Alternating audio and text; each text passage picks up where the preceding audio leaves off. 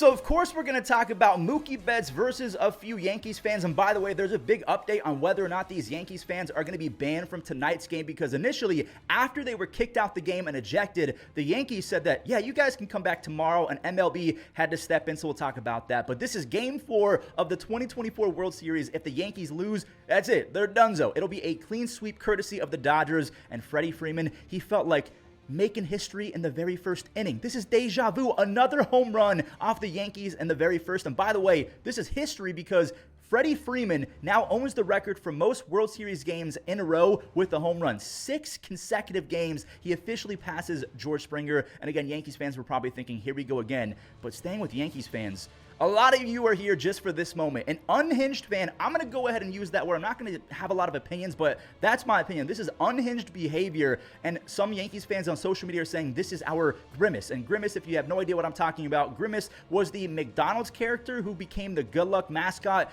for the Mets, and fans are saying that this guy who ripped the ball out of Mookie Betts' glove is going to be their Grimace, the guy that changed the series, changed the narrative. He's going to be the reason why the Yankees come back and win this series. And again, he was praised and patted on the back as he was ejected from the stadium. And luckily, Mookie was okay because, again, that's psychotic behavior, bending a player's wrist back to try and steal the ball out of his glove. And then you have your buddy holding down Mookie's arm so he can't secure the ball in the glove. Again, luckily he was okay, but bad things could have happened. But again, they're saying this is their Lisan Al-Gib, or whatever it is from Dune, their savior, because the Yankees woke up after that. Austin Wells, he smacked a long double, and yeah, Volpe probably should have scored, but I mean, that's a hard ball to read because it's probably going to be gone, but then it wasn't, so it's not like he could just be on third base. He maybe thought he could tag. He scored anyway on a Verdugo ground out, so it's 2-1.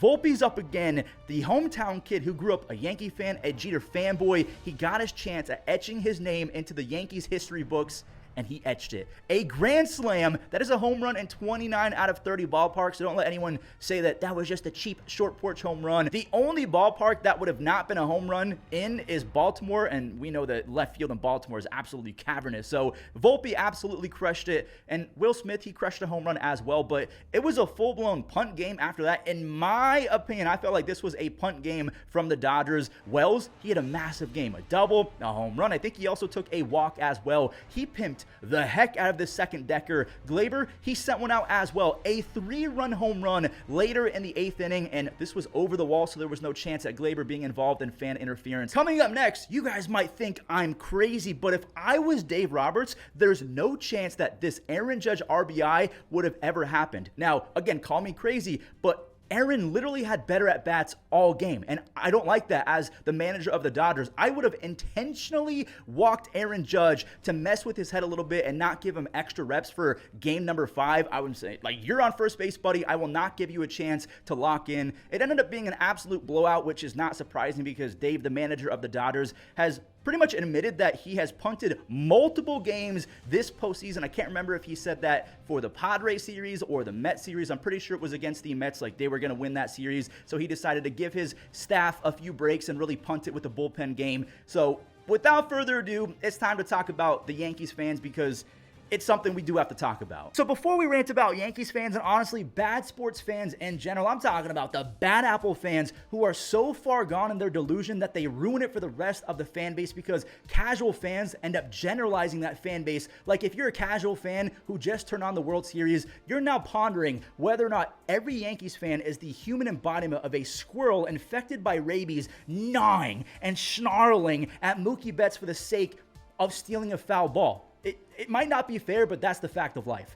Generalization is a thing. So that's the first thing I wanted to say. Every fan base has their bad apples. I mean, Dodgers fans were chucking beers at Fernando Tatis Jr. But number 2, I have a lot of Yankees fans in my personal life who are good people in their heart. I have a lot of online coworkers, like internet friends, who have built empires off the backs of Yankees fans because Yankees fans bring a different edge. They are passionate and they live and breathe Yankee baseball that a lot of other sports teams, I'm talking outside of baseball even, cannot match. But unfortunately, Yankees fans, and again, I hate to generalize, but they were quite literally fans of the Yankees, just put up one of the most disrespectful and delusional weeks of fandom I've ever seen in my life. And I'm not going to give any opinions for the next few moments because I just want to be objective and just present you guys what I've seen from Yankees fans. So a couple days ago, after Ohtani tried to steal second base, he popped his shoulder and there was a Yankees watch party. They flipped Ohtani off and cheered that he was hurt. That actually happened. We saw what happened in Game 4. A fan literally came out and said that it was his duty in life to patrol and guard that wall, and if he had to play D, he was going to do that if a foul ball was in his area, and in doing so, they mauled Mookie Betts. And I'm not trying to throw anyone under the bus. Again, I'm not giving an opinion. This is what happened. There were reactions from Yankee creators laughing and saying that it was awesome. I'm not giving an opinion. That's what happened. When there was a moment of silence for Stand Up to Cancer, a serious moment, Freddie Freeman is holding his sign that says "My Mom," because if you guys did not know, Freddie Freeman's mother passed away from cancer, and someone took advantage of the silence and decided to say, "Freeman, you suck," or "You suck, Freeman," something like that. This is all in the span of a few hours. Cheering and flipping off Ohtani as he's on the ground injured. You have a mauling, I use that word loosely, I don't think that Mookie Betts actually got mauled, but fans were cheered and applauded and were actually supposed to be at Game 5. The Yankees were just going to let them back in, and MLB had to step in and say, yeah, you're not going to be doing that. Creators were laughing and calling it awesome. Whether you think that's what they intended for or not, the optics are just awful. You have fans yelling, "You suck, Freeman," during Stand Up to Cancer. What are we doing? So again, every fan base has bad apples. I'm not trying to just say Yankees fans are the worst fan base of all time, but that last week, you gotta admit, that's embarrassing behavior. So all I'm asking for is for a little bit of accountability, and this is coming from someone who actually likes like the novelty of the concrete jungle and the edge that New York brings. I went to the 2022 ALDS. It was Garrett Cole versus the Guardians, and I wasn't touched or anything like that. I had some words thrown at me, but I didn't have beer tossed on me. I left intact. A lot of Yankees fans in the subway after they just crushed my team were giving me GGs and stuff like that. So 99% of the fan base is genuine, passionate people who work as hard as they can to pay for that godly expensive rent or mortgages, whatever you guys have out there. They work all week so they can buy chicken nugget buckets to support the future contracts of Juan Soto or an Aaron Judge, or if Garrett Cole opts out, God forbid, chicken nugget buckets can fund contracts. That's how passionate these people are, and you can build media empires off the backs of these people because they're unlike any other fan base. They care deeply. But when it comes to the novelty of it's the concrete jungle, it's sometimes a little bit corny when you're just flat out disrespectful and you have no regards for other people around you. And I know there's a small percentage of you that are Yankees fans who are going to take offense to what I just said. And to that I say good.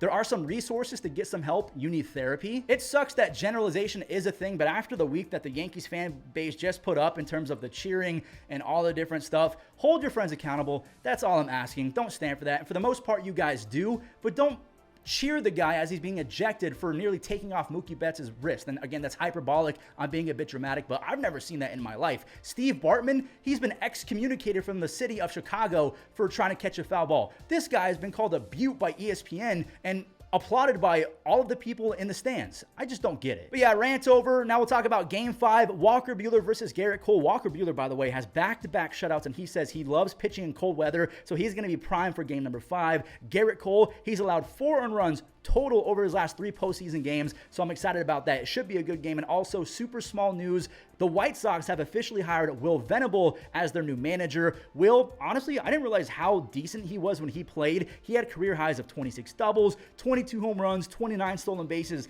15 defensive run saves. Of course, that was across a few seasons, not in the same season, but he did have some tools. He won a World Series with the Rangers as an associate coach. All this means is that Grady Sizemore will not be the manager of the White Sox. The Guardians had their hitting coach leave. It's time. Bring Grady home, have him be the new hitting coach, and go for it in 2025. Spend some money.